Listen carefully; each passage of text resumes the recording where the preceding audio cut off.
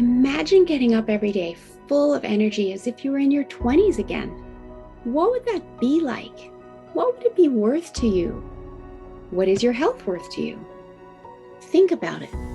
Your health isn't everything, but without it, everything else is nothing. And yet, too many of us are taking it for granted until something goes wrong. And no one wakes up hoping to be diagnosed with a disease or chronic illness. And yet, we've never been taught how to be proactive in our health through our school or public health.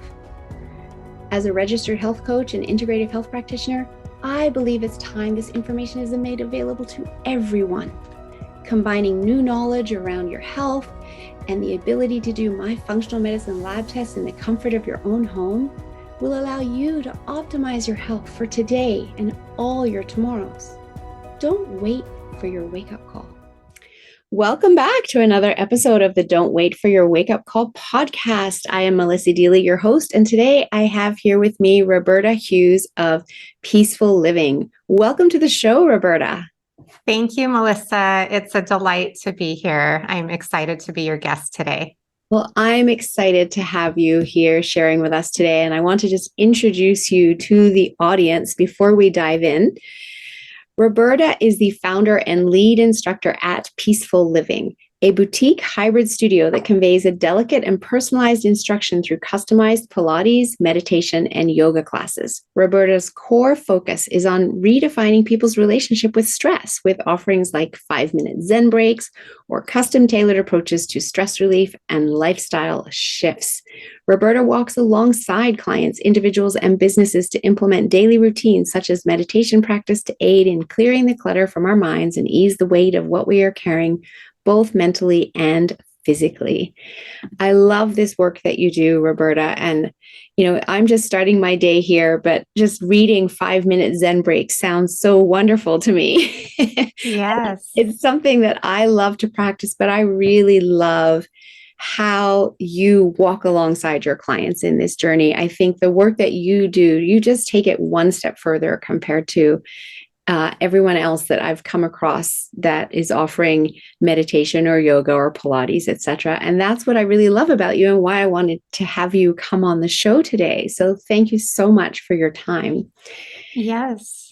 And I know that you also very generously offered to share your experience in recently working with me through detoxing and into a CBO protocol. And I'd love to dive into that. What led you to come to me for that? And from there, we're also going to dive into that whole conversation around stress and how you help people with stress, because of course it's all related. It definitely is. And I think this conversation will hopefully help so many people, because I think we'll discuss a little bit about how we come to make the choices to change our approach to health and wellness, and then what is needed and necessary to keep us on that trajectory and to keep us committed to our initial goal, even when things start to feel a little challenging. I love that. And you had a few ahas for yourself as you went through the program. So please share. I did. Melissa, I've been doing a 7-day detox probably for the last 20 years. I started it when my oldest son was 2 years old. It's actually 22 years. He'll be 25 in August. And the very first time I detoxed, I really didn't have any tools. I just had an outline of what to do, which was to eliminate all of the inflammatory foods, gluten, dairy, caffeine, alcohol, all of the things that we know can really bear down in our bodies and weigh us down and make us not feel good. So I had this light outline. I lived in Montana at the time. I decided to do this detox in January when there were no fresh fruits and vegetables. We didn't have access to all of the wonderful types of protocols that we have today. So I was eating frozen vegetables. I was miserable for this week. I had the worst headaches. I was feeling terrible. But throughout my life, I have refined that process. And I felt like I was doing a pretty good job of still detoxing 2 times a year. But then this past January, I felt like my health just wasn't at its optimal level. And then in March, I got hit with some stressful things. My dog was diagnosed with cancer in February. He had an amputation in March. And at the same time that he had his amputation, I got diagnosed with COVID, a UTI, and a sinus infection. So it was this triple whammy that just hit my immune system, probably because my stress levels were high. And I felt like I needed more support than what I know. And oftentimes we have to reach outside our limited availability of information to someone like you who has a different perspective, different experiences, different knowledge. And so I reached out to you and I said, I've had 2 rounds of antibiotics. I'm not feeling good. I want to feel better.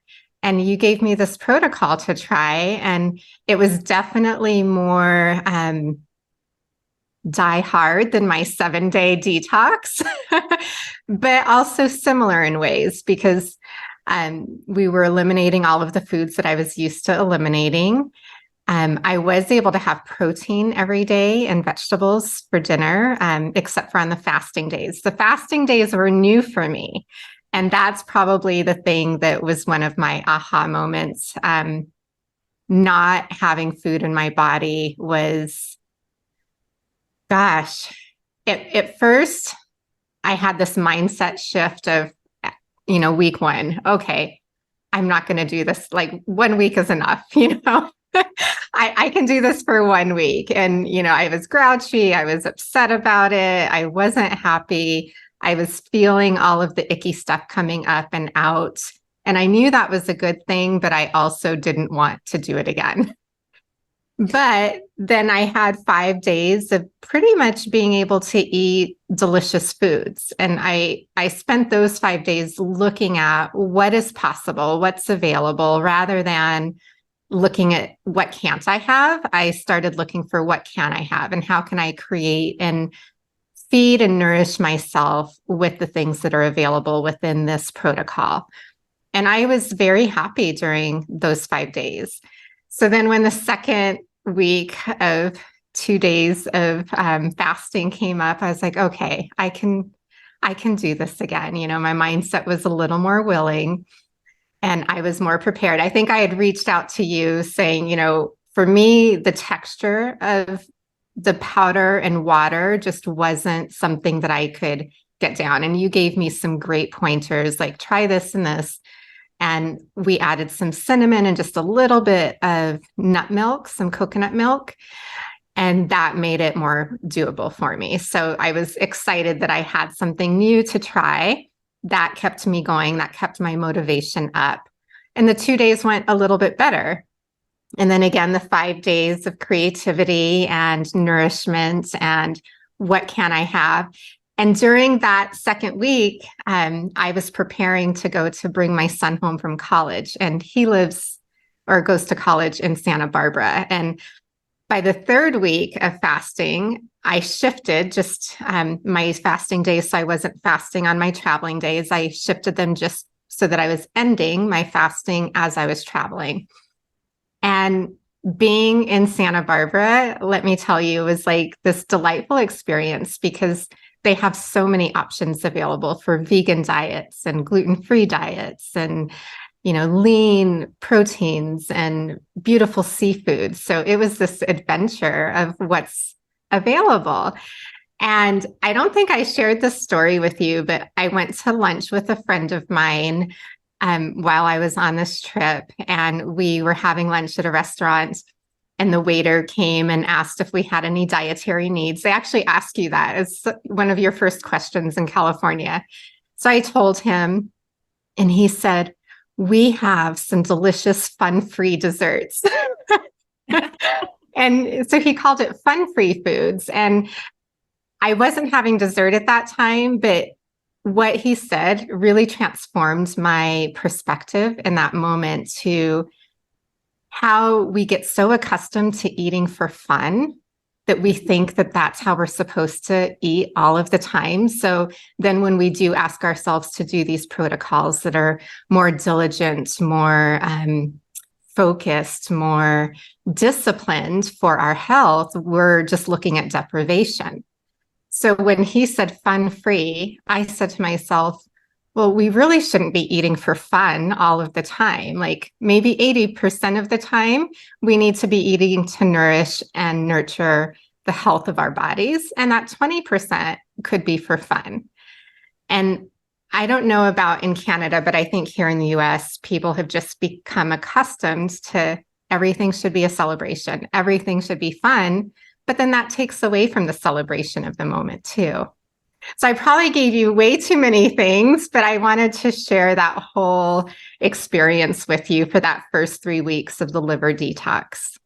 Well, thank you for sharing all of that. And I love so much of what you've said and the shift in perspective, because that really is what it's all about. And I always say that we should eat 80% of the time, eat the way that our body wants us to be eating to nourish our body. And then the 20% of the time is when we have our treats or our cheat meals or our celebrations. So I like how you've likened that to fun versus really, why are we eating? We're eating for energy. We're eating for optimal health. We're eating so that we can thrive. And if we're making those choices 80% of the time, our body can bounce back from any little health issue or not even necessarily get sick. But when 80% of the time we're making poor choices for our body's ability to thrive, that's where we land in that place of chronic illness. And in today's world, so much of that food is available. And so people are eating it, not even realizing how it's negatively impacting their health. And so that's where I love to share this information through the podcast and let people know that chronic illness is not a life sentence. We can heal from it when we start to create the environment for our body to heal itself. And so I love that you came up with that 80-20% yourself with a fun-free dessert comment from that server in California. I also love what you said about the perspective. And something that I love to share is that somebody who's vegetarian chooses to be vegetarian. And they don't then mope around saying, oh, I can't eat meat because I'm vegetarian. They just simply say, I'm vegetarian. They made a choice and they stick with that choice. And it's the same when it comes to making a choice to do something for your health, to go through a protocol. It's, I made the choice. I can do this. I'm going to look for what I can have. And I love that you figured that out for yourself instead of staying stuck in a mindset of, I don't get to eat this, I don't get to eat that. And so that's what got you through the 3 weeks, even though the first week you were grumpy and you were irritable and you didn't like it and you thought, I'm only going to do a week of this. And I do tell people the first 2 days are the hardest because it's quite a shock for your body to suddenly go without food. Yes, you're still getting the nutrition your body needs so you can still function, right? It's not a water fast. However, it's not food. And so you've got your brain wondering what's going on and your body wondering why it's not getting as many calories. But then by the time you get to the second week, your body's like, okay, I know what this is. And it can keep going. And those 2 fasting days are so powerful, and they are the game changer difference to what you were doing before. And, you're someone who's taking care of your health for years and taken some really great steps. But those 2 days of fasting allow the body to do so much cleanup. And let me just tell you, like the first day after fasting, like that first shake with dark berries and some coconut milk and a little bit of cinnamon, it was the most joyful, delightful moment, and so that second week, I looked forward to it, like how delightful that moment was going to be. And I think we lose that delight and anticipation around things that are delicious. And we lose the sense of what's delicious because our taste buds are just so accustomed to being fed all of these things all of the time. And I want to share another story with you. Years ago, I changed my relationship to desserts because I used to be a very sugar-centered person in my younger years. I just loved desserts. I loved sweets. I loved ice cream.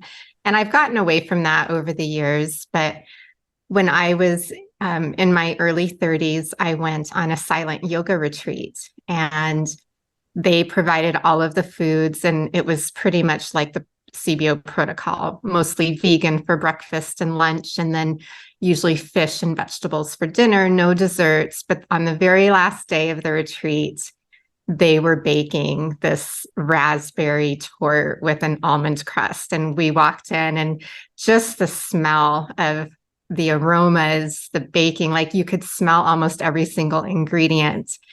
And we were all just so looking forward to that last meal and having dessert together. And since it was a silent retreat, we hadn't been communicating with each other. But there was one other person that he and I kept like following the same paths almost during our free time. Like I would always cross paths with him. Somehow we almost always were sitting at the same table or near each other at mealtime. And he happened to sit next to me for this last meal, and he finished his dinner first and went and got a piece of this dessert.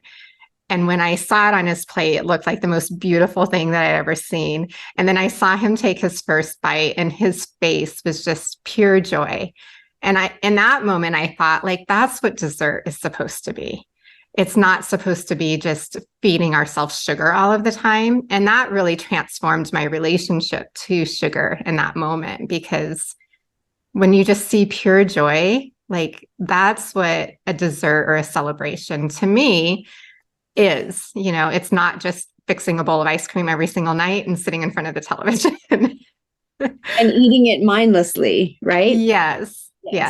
Exactly. I love that. And it's so true when it's something that is that special treat that you only have every once in a while, and then you savor each and every mouthful and experience not only the flavor, but the texture, etc. That exactly what it should be. So I love that story. Thank you for sharing.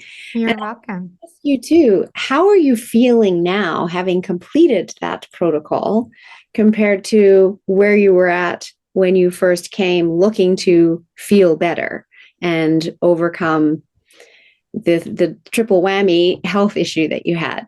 Yeah. So now, like, my whole system is clear. I just went for a follow-up a couple of weeks ago to make sure, I was clear of bacteria and everything came out clear. So that was a great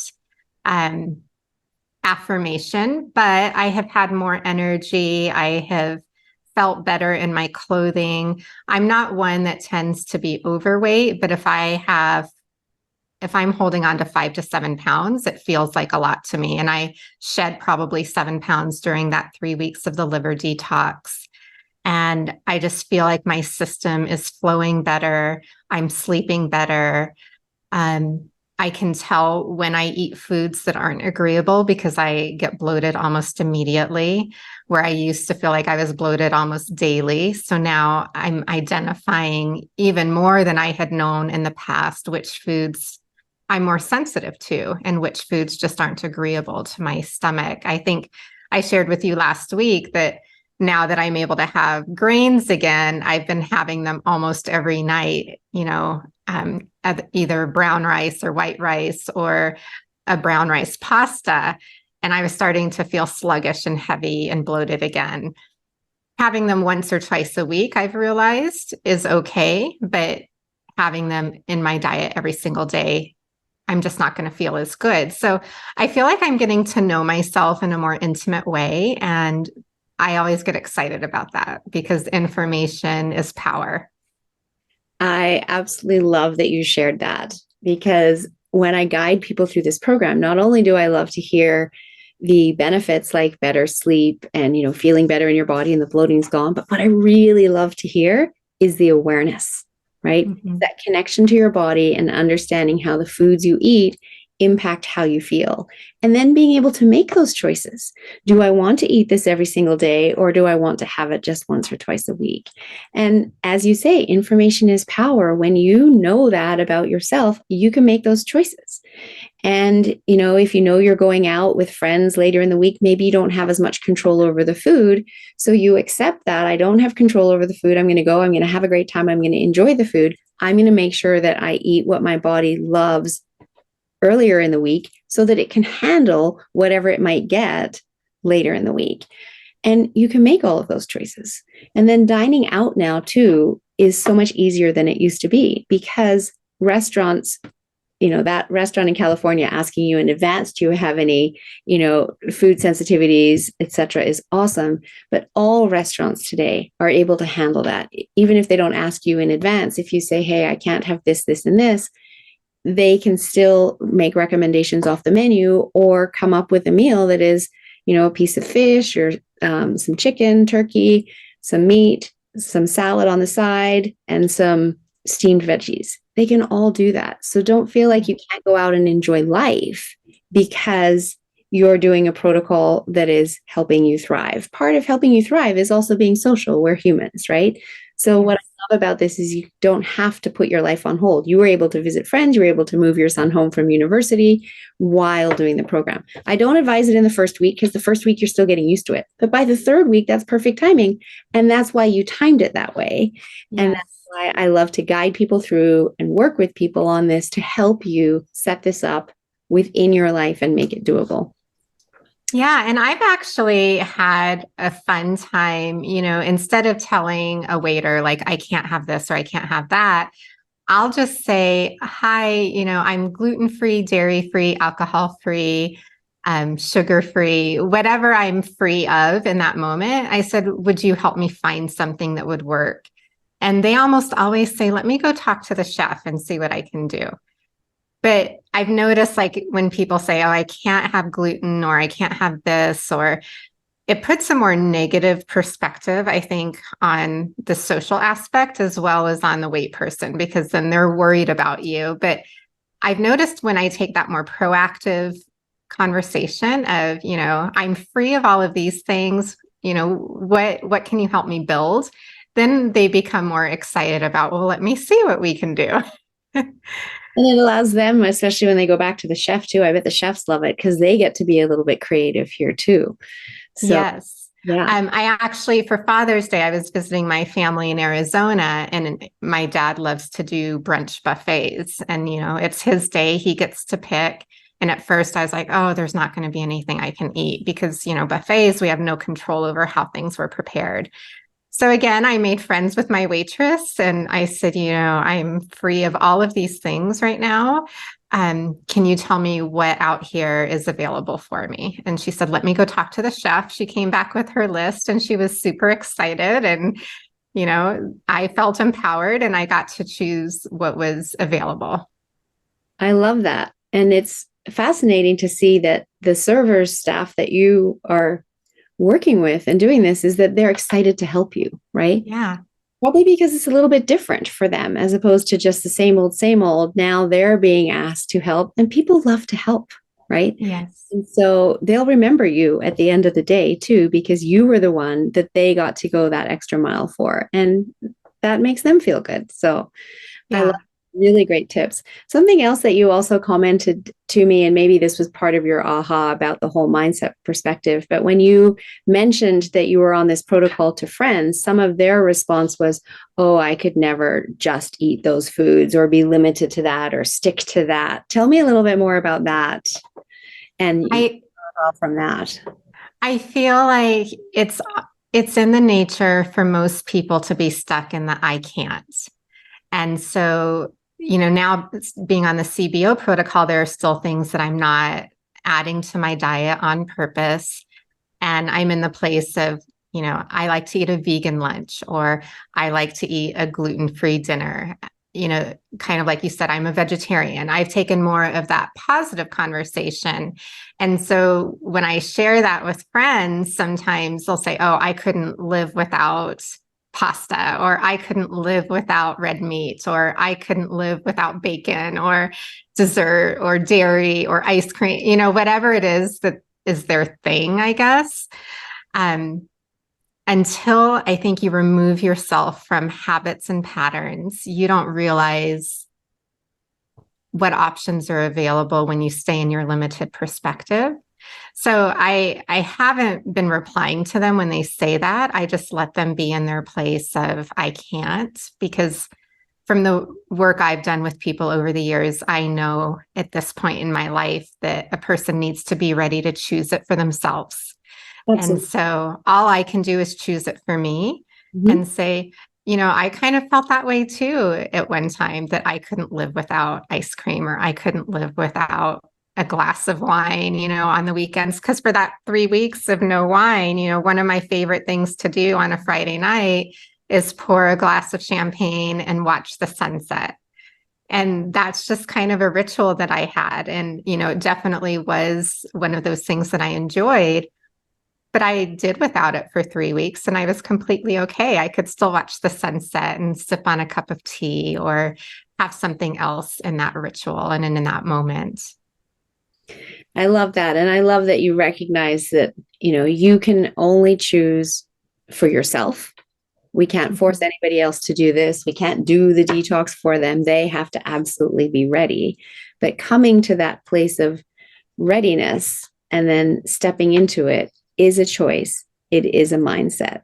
And sometimes it does take a little bit of a health issue to get us to that place.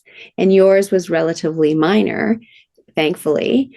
And why I love to teach this to people and just start opening up people's mindset to this is the fact that don't don't wait for that 2x4 to hit you over the head. Our health is our greatest asset, and we can take baby steps to look after it each and every day that impact your longevity far more significantly than you've ever been led to believe. Mhm. We have Alzheimer's for 20 to 30 years before it's ever actually diagnosed. And once you have that diagnosis, what would you give to go back and redo that 20 to 30 years differently? And so Yeah. that's the message that I just want to share with people. I love how everything you've shared here, Roberta, and your mindset around your health. And hopefully people hear it a different way when it's coming from you instead of always just coming from me. But right now, we live in a place where 4 in 10 Americans have 2 or more chronic diseases, 6 in 10 have one. And I just want them to know it doesn't have to be that way. You don't have to accept this as your lot in life and suffer for the rest of your life, and that this chronic illness is never going to go away. We can take action to help your body come back into balance. We remove the toxicities, we support the deficiencies, your body comes back into balance, and it will heal. That's what it's designed to do. Mhm. So, Yes. yeah, so thank you for sharing your experience and all of your ahas and learning. I love all of that. You're And welcome. I would love to shift into focusing on your work and how you help your clients and how you came into this. You mentioned the silent yoga retreat that you went to many years ago, but what led you down this path in the first place? So I came to yoga when I was 19 years old in college. I took it as a 1 credit course, and it really was that transformational experience for me. I was entering my freshman year as a business major, which wasn't the best fit for me. So the classes were giving a lot of stress, a lot of heartache. And then I had this 1 credit yoga class, and I would go. And when I would walk out, I would feel like a different person. And even my roommate, we would always meet up after yoga, and she would say, "You just look so peaceful and so happy when you come out of yoga." And I felt it. Like I felt that transformational shift in my whole being. And from there, I just kept yoga as a part of my life through the rest of the years. When I graduated college, I became a very young newlywed and mom. So I got married at the age of 23. I had my first baby at the age of 25. And my ex-husband got commissioned in the Air Force 2 years after we got married. And just a couple of months after our first, or no, a couple months before our first son was born. So he flew back for the birth of our son. So from there, it was just like this fast moving train of moving out of my home state for the first time in my life with a 6-week-old baby, and trying to set up households and do all of the things by myself, far away from family. And yoga was kind of my life preserver during those moments. I would practice a little bit in the evenings or when my son was napping. just to kind of keep my energy levels going.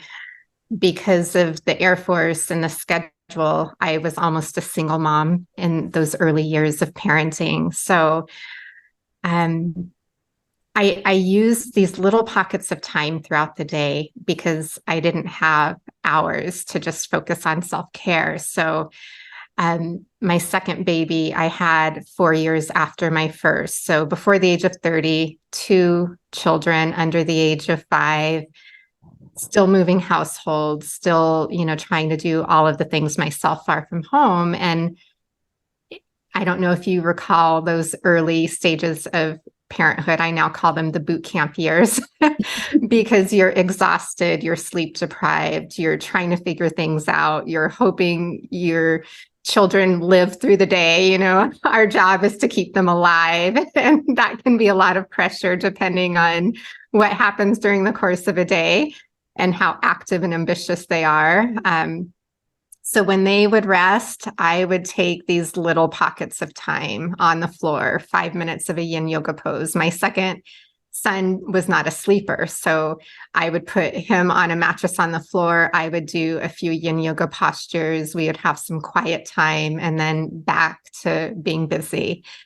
And this is what kept me sustained through those years of just being a young mom, trying to do so many things by myself, and for my children and for my husband at the time. And without yoga, without that centering, I don't think that I would have made it through those years as well as I did. I love that you found it at such a young age because it would have helped through the stress of university as well, of course. Yes. And what I also love is that you were doing it in little pockets of time. You didn't only do it when you had an hour free because you never had an hour free. And so you made it work within your day in little pockets of time. And I love that because so often people don't embark on a self-care practice because they say they don't have time. Yes. That's probably the most common thing that I hear, and I really can empathize with that because time is fleeting for all of us at every age and stage of life. There's always going to be things that require our time, that need our time. And until we become intentional and choose to take time for ourselves, it will never be available for us. Exactly. And you're just such a perfect example of how you chose to be intentional and take the little moments that you had, fleeting as they were, they all add up. They do. And so maybe it was 3 or 4 or 5 or 6 yoga poses through the day at different times of the day, but it helped, as you said, keep you grounded and centered. Yeah. So since then, you've added Pilates and meditation as well. So keep going with your journey as you got into those additional modalities. Sure. So I started going through official yoga training when I was 4 months pregnant with my second son. And that was at Santa Barbara Yoga Center. And it was such a beautiful experience because they almost put it together like a university. You could do your 200 hours over the course of 2 years, which made it very doable for me because, again, a mom of 2 children, I didn't have time to just immerse myself in a full 200-hour training. So over the scope of time, we did our 50-hour immersion. My mother flew out and stayed with my children. Well, my one son, the other one was in my tummy. She stayed with my oldest son so that I could go each day back and forth for 10 days. And once I immersed myself in that practice, then we had little modules that were from a Friday to a Sunday. And we could do meditation, we could learn anatomy, we could learn the different pieces in smaller pockets of time. And this was when I decided to do that silent yoga retreat. And so we really focused on yin yoga and meditation during that time. And prior to that, I had done little bits of meditation, just quieting my mind. But this was 4 full days of silence. And let me tell you, it's almost like the liver detox in those fasting days. Lots of stuff comes up, right? When it's just you and your thoughts and your habits and patterns. And I realized how much the silence can help us develop self-awareness, and how it allows the space and the time for us to process through those negative mindsets, those like angry moments of why did I choose to do this? Like I thought I was going to get relaxing time away from my children. And here I am having night sweats and all of this stuff coming up. But by the end of it, it was like that cathartic process. I felt free. I felt empty. I felt unburdened. And that was my big experience with meditation. So I started to learn more so that I could make those meditation moments richer through the yoga teaching that I was doing at that time. And then fast forward, so this was probably all in 2002, 2003. So then fast forward to about 2007, I was working at a fitness center teaching yoga and leading their yoga program. And when I was in training, the person who was leading Pilates decided to quit. She didn't want to be the coordinator anymore. So I get a call from my boss saying, hey, every other fitness center has one person in charge of yoga and Pilates. So that's going to be you when you get back from this training. And I had never taken a Pilates class in my life prior to getting this news. So I said, well, I really need to understand Pilates to be able to coordinate and help the instructors build their classes and programs. So they put me through my level 1 Pilates training. And prior to going through Pilates training, having been a yogi, a gymnast, a cheerleader in my younger days, my back had already gone out on me 2 times at that point, once when I was 19, the other when my youngest son was 14 months old. And at that time, I was on my back flat for about 10 days, thinking that I would never really walk or be able to hold my child again. So that too was kind of one of those traumatic moments. But once I went through my Pilates training, I have never had a back issue again, because I learned how the Pilates principles of centering and control and precision really create the stability for our pelvis, our hips, our low back. And for women, those are probably the most sensitive and vulnerable areas, especially if we choose to have children. They become very elastic, and that puts a lot of stress and strain on the low back. So I was hooked from that first training. It felt like a boot camp. It was so outside of my Zen. I almost had to divorce yoga for about 5 years as I dove into the Pilates training and learning about the architecture of the body and the stability and the strength, where I tend to like to be in the yumminess and the stretchiness and the feel good, good pieces, the peaceful pieces. But to me, they were such a perfect marriage once I understood the concepts of both. And I find different clients respond to different modalities based on what they need, probably just like you do, but mine's more from a physical and energetic perspective. Do they need more flexibility? Do they need more strength? Do they need more ability to dive into their experience and have that self-awareness, to become friends with some of the sensations that they experience during movement? Because so many people are really hard on themselves looking at the I can'ts, just like with nutrition. Like my body can't do that, or now that I'm this age, I can't do that anymore. But to me, age is a number.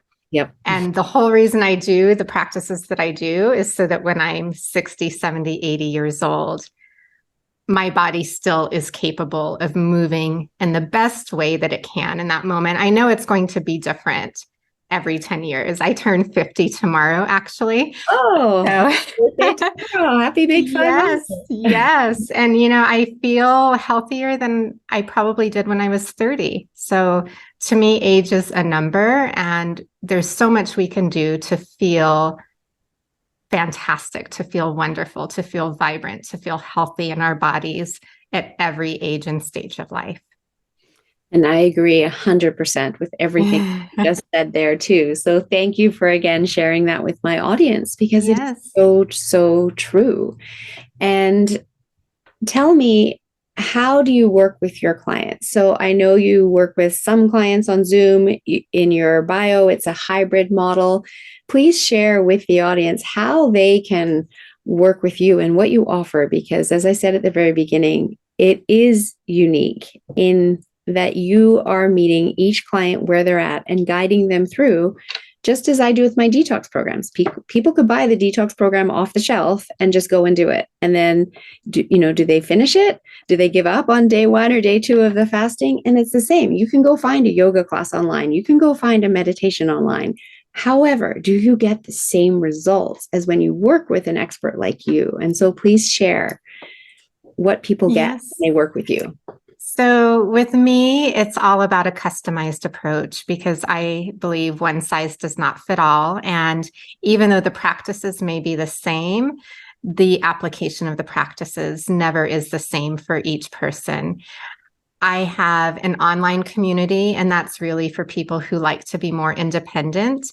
But even in my online community, I'll help you put together your master playlist. I have more than 150 videos in my on-demand library. And the very first thing I'll do when someone becomes a member of the community is create that personalized playlist. So we'll have a conversation and learn, what is it that they're needing or seeking in this moment of their life? Is it more self-awareness? Is it the ability to let go of stress? Is it a physical injury that they're trying to heal and be at peace with, and to learn how to move or strengthen or stretch different parts of their body? And then I can put together all of the videos that are going to apply to them. But I tend to never choose more than 2 to 3 when a person is first getting started, because I also know that by giving a huge container, people get overwhelmed and it's just too much. So I keep working with a person until we find that good fit. Like, are you able to commit 1 day a week? Do you maybe just need a 5-minute Zen break between your Zoom calls if you're working from home? What is it that's needed? What is it that's doable? And then let's start with that thing and build from there. So that's the online community. From there, some people do like more accountability. They want to know, is my body moving in the best way that it can? Or I just had back surgery and have been released for movement again. I want to see how their bodies move. So we meet on Zoom in a private session, either once a month or once a week, depending on how often they would like to do that. And then I just continue to help them build the protocols that are going to work well to help them get to where they want to be. And then I see people in person as well. So I teach Pilates in my home studio, as well as in Centennial, Colorado, for anyone that might be listening in the Denver area. I have a VIP Pilates group limited to 4 people, because I prefer semi-private instruction over group classes and private instruction. And then I also got certified in facial reflexology this past January. So now I'm providing that service as well. And it really just helps to speak to the nervous system and harmonize the nervous system, brings our brain waves down to a lower state of being so we can really achieve that feeling of deep rest. And as you know, our bodies heal when we're able to find a place of rest. And gosh, I think that's everything that I do.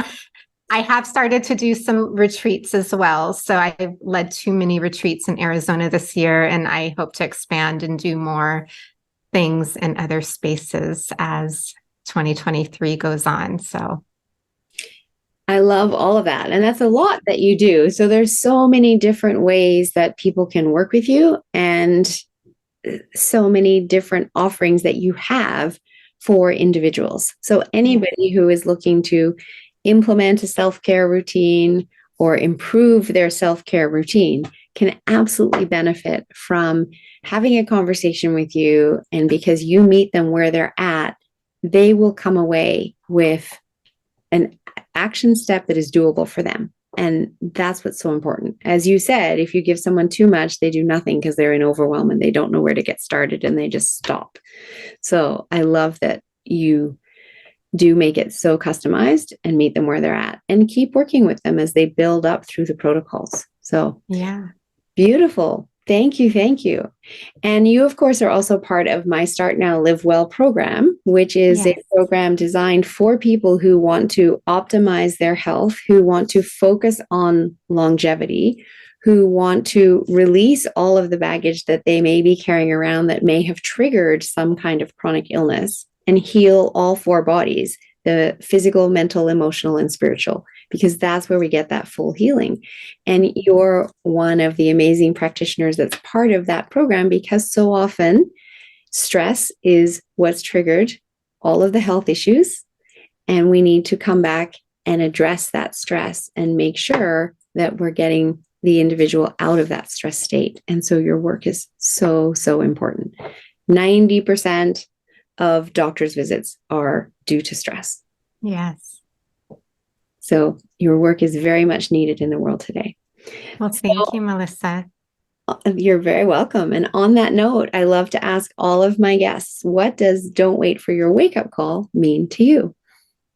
So for me, that means not to wait until it's too late. To pay attention to the red flags. For me, that red flag was getting those 3 infections all at the same time. Like, that meant that my immune system needed some support, and possibly I needed more help than what I was able to see on my own. So I reached out and asked for help. So pay attention to the signs that your body is giving you. If you notice something, not to brush it off, not to put it off until later, to be curious, to get some answers. I always, ask myself to be clear on what's happening, so then I can make the choices that I want. So when I got the diagnosis, then I could say, okay, what are my choices in healing here? I try not to turn towards medications. That's just my personal choice. But because I was hit with 3 things all at one time, I did make the choice of antibiotics. But my doctor, she's a DO, she knows by the time I reach out, I've usually tried all of the things that I know on my own to try to get my healing to turn around. And by the time I start an antibiotic, it's kind of the last call. So to answer your question, tell me one more time, Melissa, I'm sorry, because I started talking too much. Oh, good. I was just asking, what does "don't wait for your wake-up call" mean to you? And I love what you said, and I actually wrote a post about it this morning, is pay attention to the symptoms, which are the flags, and get curious, as opposed to just pushing through. And unfortunately, society does teach us to push through, do more, go harder, suck it up, keep going, be strong, all of these things that are detrimental to our health. It might be advantageous to your business or the company that you work for and society at large that teaches us this, but it isn't advantageous to our health. And that piece is the piece that isn't taught. And so, thank you again for sharing such amazing wisdom. Yes. And so if people want to get hold of you, how can they get hold of you? And I know you also have a very generous offer for the audience, so please share that as well. I do. So I would love to offer all of your listeners a 30-day membership to the PeaceFull Living Community, and that would include their personal playlist or self-care success plan so that they can get the most impact out of those 30 days. And to reach me, you can follow me on Instagram. I'm at Roberta_PeaceFull Living, and full has 2 L's. So 3 L's all in a row. You can also visit my website, peacefulliving.com, and you can email me, Roberta@peacefulliving. Oh, yes, Roberta@peacefulliving.com. So that's my email address. And I'm on LinkedIn and I'm on Facebook as well. So LinkedIn, I think I'm Roberta Hughes. Facebook, I'm Roberta PeaceFull Living. Fabulous. And I've got all of that in the show notes so people will find you. And thank you again for such a generous offer for your 30 days complimentary in your community with their plan to get started, created. Yeah. And anyone who's starting like the 3-week liver protocol, that would be a great thing for them to put into that time to start their 30 days, because I do have quite a few meditations and yin yoga sessions that could really assist in the kidney detox, the liver detox, and just the mindset of it all. I love that. Thank you. Thank you for offering. Yes. And any last tips for the audience before we wrap up this episode? I would just love to say to stay curious when you're on your health and wellness journey, to choose the things that are a good fit for you and to trust your gut instinct. So if you aren't feeling good about choices that you're making, you're not feeling good for a reason. We go through these cycles of guilt when we aren't honoring what we need and realizing what our true needs are. So be curious, listen to that inner voice, let go of the guilt, but choose to make new choices and get support from coaches and experts that can help you along the way. Such wisdom, Roberta. I love it. Thank you so much for coming onto the show. I really appreciate your time, for coming, being here, sharing all that you have to offer. And to my audience, I want to say thank you very much for tuning in each and every week. And if this episode resonated with you, or you know someone that needs to hear it, please share it with them. And thanks again, Roberta. Thank you, Melissa. Are you a practitioner or a coach listening to this? If so, I would love to ask you, do you use hypnotherapy in your practice working with clients? And if not, would you like to? The power of hypnotherapy is limitless. And so often we experience our clients struggling to reach their goals. It's because they're coming up against their own brick walls and getting stuck. But you can help them through the power of hypnosis break through all of that, working with their unconscious mind to put the suggestions in, to have them taking the action to achieve the results that they want. They are thrilled with your coaching techniques. They're getting the results they want. You feel amazing because you are helping your client get the results they want. It's a win-win. And another win is that it's an added revenue stream for you in your business. So if you like the feel of helping your clients get the results they want, if you like the sound of that, then definitely reach out, Melissa at yourguidedhealthjourney.com, or click the Linktree link below for my Unlimited Power of Hypnosis class to learn more. It's a weekend designation program that I teach, valid in 42 countries. You write an exam after taking the experiential course, and you can be admitted to the American Board of Hypnotherapy and start using hypnotherapy one-to-one with your clients and have them achieving the results they want. If you're enjoying my content and someone that wants to step into being proactive in your health and learning more, I would love to invite you to join my membership community. There's a link in the show notes. For only $19.99 a month, you get access to all of my content, and there's a lot, as well as weekly calls that you can come and get your health questions answered. It's truly priceless. I'd love to see you join the community. Check out the link in the show notes.